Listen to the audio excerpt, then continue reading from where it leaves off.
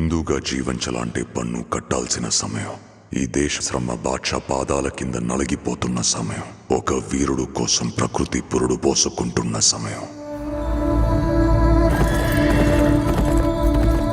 గోల్కొండ నుండి 8వ వాడు బయలుదేరాడు. వాడు ప్రాణాలతో ఢిల్లీ చేరుకోకూడదు.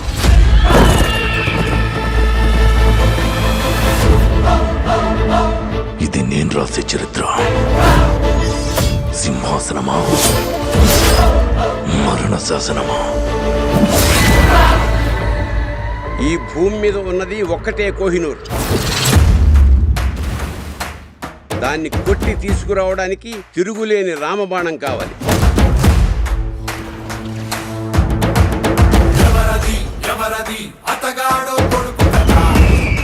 ఇప్పటిదాకా మేకల్ని తినే పులిని చూస్తుంటారు. ఇప్పుడు పులుల్ని వేటాడే బెబ్బుల్ని చూస్తారు.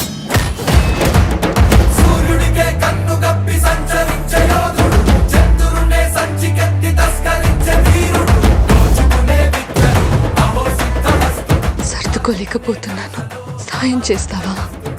దశమి రోజు పంచమిని విడిపించాలన్నమాట.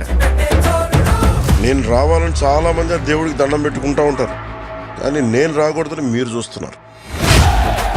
వినాలి, వీరములు చెప్పింది వినాలి.